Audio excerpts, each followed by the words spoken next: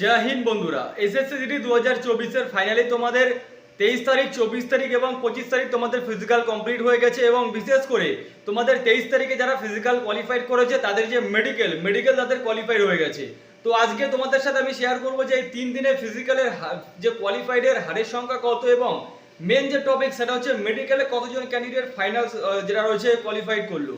আর মেডিকেলের কোন কোন জিনিসের উপর তোমাদেরকে বিশেষ করে নজর রাখতে হবে, যে সমস্ত জিনিসের ক্যান্ডিডেটরা কিন্তু বারবার কিন্তু রিমেডিকেল পাচ্ছে। তো আমি তোমাদেরকে প্রথমে এক কথা বলে দিই, আমি অল ওভার ওয়েস্ট বেঙ্গলের যে সমস্ত ফিজিক্যাল সেন্টারগুলো রয়েছে সব ফিজিক্যাল সেন্টারের কথা বলছি একসাথে। বিশেষ করে আমি তোমাদেরকে প্রথম দিনই বলেছিলাম যে প্রত্যেকটা ফিজিক্যাল সেন্টারে যে তোমাদের বাচ্চা ছেলেদের যে ডাকা হয়েছে ক্যান্ডিডেটদের, তো সেই ক্যান্ডিডেটদের যে অ্যাবসেন্ট সংখ্যা 10 থেকে 15 জন ম্যাক্সিমাম কিন্তু তোমাদের প্রত্যেকটা ফিজিক্যাল সেন্টারে আজ পর্যন্ত কিন্তু 10 থেকে 15 জন ক্যান্ডিডেট কিন্তু অ্যাবসেন্ট রয়েছে। হাইটে আর চেস্টে তোমাদের ম্যাক্সিমাম 5-7 জন কেটেই যাচ্ছে এবং ফিজিক্যাল যারা কোয়ালিফাইড করছে তাদের সংখ্যা অ্যাভারেজ এসে দাঁড়াচ্ছে 45। আমি অ্যাভারেজ 45 তোমাদেরকে বললাম কারণ আমি অল ওভার ওয়েস্ট বেঙ্গলের কথা বলছি একসাথে। তোমরা নদিয়া 1-2 অর্থাৎ কল্যাণী ধরতে পারো, Kalyani GC CRPF, Siliguri GC Durgapur CRPF, তারপর তোমাদের রয়েছে বৈকান্তপুর বিএসএফ, মালদা, আমি সমস্ত ফিজিক্যাল সেন্টারের কথা বলছি।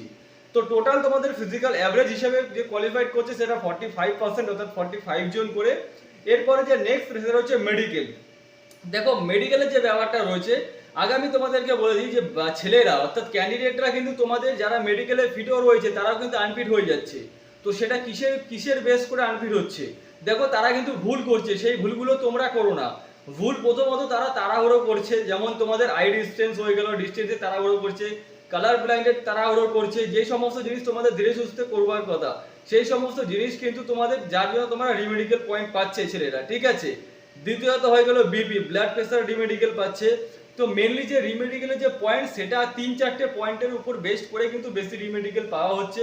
প্রথমত যাদের প্রাইভেট পার্টে কোনো প্রবলেম রয়েছে তারা তো রিমেডিকেল পাবেই, আর দ্বিতীয়ত যাদের কোনো রকম শরীরে প্রবলেম রয়েছে তারা তো রিমেডিকেল পাবে। কিন্তু যে সমস্ত ফিট ক্যান্ডিডেটরা রয়েছে তারাও রিমেডিকেল পাচ্ছে। প্রথমত তাদের হচ্ছে সেটা আই ডিস্টেন্স আর কালার ব্লাইন্ডনেস, কারণ তারা তাড়াহুড়োতে যে বলতে যাচ্ছে সেটা উল্টো পাল্টা বলে দিচ্ছে যে তোমাদের যে আই ডিস্টেন্স ডান চোখে 6/6 এবং বাঁ চোখে 6/6 নয় 6/9 হলেও চলবে। তো সেই ডিস্টেন্সের সময় তারা কি করছে তাড়াহুড়ো করে সে যে ডিজিট অক্ষরগুলো তারা কিন্তু বলে দিচ্ছে, সে পক্ষে তাদের ভুল হচ্ছে। দ্বিতীয়ত কালার ব্র্যান্ডও তারা তাড়াহুড়ো করছে। তো আমি ভাই তোমাদেরকে একটা কথা বলবো, তোমরা ধীরে সুস্থে কাজ করো, 2-4-5 সেকেন্ড সময় বেশি নিলে ওখানে মেডিকেল বোর্ডে তোমাদের কেউ কিছু বলবে না। তৃতীয়ত কি হচ্ছে যে ক্যারি অ্যাঙ্গেলে তোমাদের মেডিকেল পয়েন্ট দিচ্ছে, ক্যারি অ্যাঙ্গেলটা একটু তোমাদের চাপের ব্যাপার রয়েছে। তো তোমাদের যাদের হালকা স্লাইড ক্যারি অ্যাঙ্গেল রয়েছে তাদের কোনো অসুবিধা হবে না, যাদের ভারী মাত্রায় ক্যারি অ্যাঙ্গেল আছে তারা রিমেডিকেল পেতে পারো। নেক্সট তোমাদের যে হয়ে গেল সেটা হচ্ছে তোমাদের নকনি। নকনিতে মোটামুটি ফিটের সংখ্যাই বেশি, নকনিতে 2-1 জন দেখা যাচ্ছে যারা রিমেডিকেল পেয়েছে। আর ফ্ল্যাট ফুট, কারণ ফ্ল্যাট ফুট জানো তোমরা ঠিক করা যাবে না, তো টেকনিক আছে ফ্ল্যাট ফুটের। তো সেই ফ্ল্যাট ফুটের যে টেকনিক তোমাদেরকে আমি আগেও বলেছিলাম, পা টান টান করে জলচাপ দেবে, যখন পা তোমাদের উল্টো সাইডে দেখবে সেরকম ভাবে তোমরা কাজ করবে, একদম স্ট্রিক্ট টান করে রাখবে। তো বিশেষ করে যে তোমাদের ধ্যান রাখতে হবে সেটা হচ্ছে তোমাদের ফ্ল্যাট ফুট, নকনি, তোমাদের ভ্যারিকোজ ভেন। ভ্যারিকোজ ভেনও আজকে 2-4 জনের সাথে কথা হয়েছে যারা ভ্যারিকোজ ভেনও রিমেডিকেল পেয়েছে। তো একসাথে গড় মিলিয়ে তোমাদের রিমেডিকেলে 4-5টা যে মেন পয়েন্ট, আই ডিস্টেন্স হয়ে গেল, কালার ব্লাইন্ডেড হয়ে গেল, নকনি হয়ে গেল, ফ্ল্যাট ফুট, তোমাদের ভ্যারিকোজ ভেন, আর তোমাদের যেটা রয়েছে সেটা হচ্ছে বিপি। কারণ যাদের বিপি নর্মালও রয়েছে তারাও কিন্তু বিপি টেবিলের সামনে গিয়ে তারা হাই বিপি হয়ে যাচ্ছে। তো ছোটখাটো তোমাদের যদি রিমেডিকেল দেয়, যেরকম বিপি হয়ে গেল, নেক্সট তোমাদের হয়ে গেল তোমাদের ফার্স্ট বিপি হয়ে গেল, নেক্সট নকনি হয়ে গেল, এই সমস্ত যদি রিমেডিকেল পাও তাহলে ফিট হয়ে যাবে। আর যাদের প্রাইভেট প্রবলেম যদি তোমরা কোনো রিমেডিকেল পাও তো সেটা তোমরা ঠিক করে নাও, কারণ সেটা ঠিক না করলে কিন্তু তোমাদের যেটা রয়েছে রিমেডিকেল থেকে তোমরা আউট হয়ে যাবে।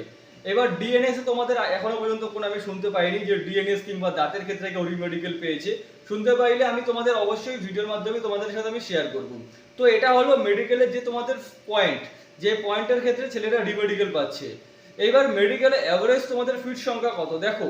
অ্যাভারেজ আমি তোমাদেরকে আগে বললাম যে তোমাদের ফিজিক্যাল কোয়ালিফাইড করেছে 45 অল ওভার ওয়েস্ট বেঙ্গলের ক্ষেত্রে, আমি তোমাদেরকে বলছি পার্সেন্টেজ হিসাবে।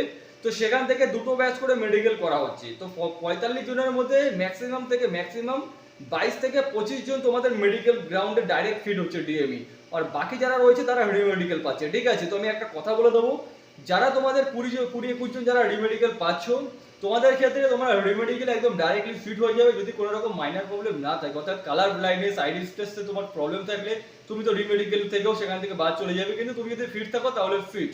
দ্বিতীয়ত তোমাকে যদি নকরিতে দিয়ে দেয় তুমি ফিট হয়ে যাবে। তৃতীয়ত তোমাকে যদি বিবিতে দিয়ে দেয় তুমি ফিট হয়ে যাবে। কি বললাম? তো রিমেডিকেল যারা পাবে তাদের মধ্যে ম্যাক্সিমাম 80% ছেলেরা কিন্তু তোমরা ফিট হয়ে যাবে, তো টেনশন করার কোনো কারণ নেই। আশা করি বুঝতে পেরেছো আমি কি বলতে যাচ্ছি। দেখা হবে নেক্সট ভিডিওতে। আর ডকুমেন্টসের ক্রুশিয়াল ডেট নিয়ে এখনো পর্যন্ত আপডেট পাইনি, আপডেট পেলে আমি তোমাদের সাথে শেয়ার করে দেবো। তো ততক্ষণ তোমরা চ্যানেলটি অবশ্যই সাবস্ক্রাইব করে রাখো। তো ভিডিওটা আমি এখানেই শেষ করছি, দেখা হবে নেক্সট ভিডিওতে। জয় হিন্দ।